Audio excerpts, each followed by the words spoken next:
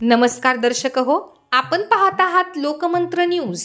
लोकमंत्र news मध्ये आपल्या सगळ्या दर्शकांचे अगदी मनापासून स्वागत। श्री क्षेत्र गहिनीनाथ गडाची पायी दिंडी मार्गस्थ। श्री क्षेत्र गहिनीनाथ गडाचा यंदाचा पायी दिंडी सोहळा अत्यंत उत्साहपूर्ण वातावरणामध्ये पंढरीच्या पांडुरंगाच्या दिशेने नतमस्तक होण्यासाठी हजारो भाविक भक्तांच्या उपस्थितीमध्ये आज मार्गस्थ झाला। गेल्या अनेक वर्षांची परंपरा असलेली संत वामनभाऊ महाराजांच्या श्री क्षेत्र गहिनीनाथ गडावरचा पायी दिंडी सोहळा यंदाही तितक्याच उत्स्फूर्त वातावरणामध्ये दुपारनंतर मार्गस्थ झाला। संत वामनभाऊ महाराजांनी आयुष्यभर जनसामान्यांना योग्य मार्गावरती जाण्यासाठी शिक्षणाच्या माध्यमातून क्रांती केली। समता, बंधुत्व, ऐक्य आणि सर्व धर्म समभाव या मूल्यांची जोपासना करत मानवतावादाचा धर्म आणि शिकवण त्यांनी दिली। या माणुसकीच्या वाटेवरती चालण्यासाठी त्यांनी अहोरात्र परिश्रम घेतले। पंढरपूरच्या विठुरायाला एकादशीच्या निमित्ताने भेटण्यासाठी पायी दिंडी सोहळा अत्यंत उत्साहपूर्ण वातावरणामध्ये संत वामनभाऊ महाराजांच्या श्री क्षेत्र गहिनीनाथ गडावरील समाधीला नतमस्तक होऊन सुरुवात झाला। विविध ठिकाणी मुक्कामाला ही दिंडी असेल। श्री क्षेत्र गहिनीनाथ गडावर आज विविध जाती धर्म पंथांचे आणि विविध तालुका आणि जिल्ह्यातील भाविक भक्त एकत्र झाले आणि हरिनामाच्या जयघोषाने या दिंडीला अवघे पंढरीचे वातावरण निर्माण झाले।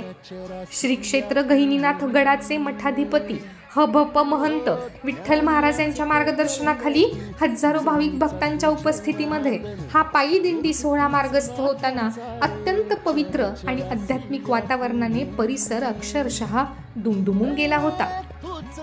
अशा चालू घडामोडींचे अपडेट्स जाणून घेण्यासाठी आपल्या लोकमंत्र न्यूज चॅनलला जरूर सबस्क्राइब करा, लाईक करा, शेअर करा व कमेंट देखील करा। बेल आयकॉनवर प्रेस करा व नोटिफिकेशन्स मिळवा। पाहत रहा फक्त लोकमंत्र न्यूज। काय सांगाल, आज गहिनीनाथ गडाचा पालखी सोहळा पंढरीकडे मार्गस्थ झालाय, काय वर्णन करायचं? काय नाही, हा सोहळा हा सुख सोहळा स्वर्गीय नाही, हा वारकरी संप्रदायातील भक्तीचा सोहळा आहे। किती भाविक यामध्ये सहभागी झालेत आणि किती वर्षाची ही सगळी परंपरा आहे? आता ही मूळ परंपरा आहे, शेकडो वर्षाची आहे। संप्रदाय जिथून आहे तेव्हा संप्रदाय जेव्हा सुरू झाला तेव्हापासूनची परंपरा आहे। किती भाविक सहभागी झालेत? साधारणतः किती मुक्काम असणार आहेत? 10 मुक्काम आहेत आणि लाखांनी भाविक या पालखी सोहळ्यात सहभागी होत आहेत। रस्त्याची थोडी अवघड वाट आहे, कशा पद्धतीने वारकरी वाट काढतात?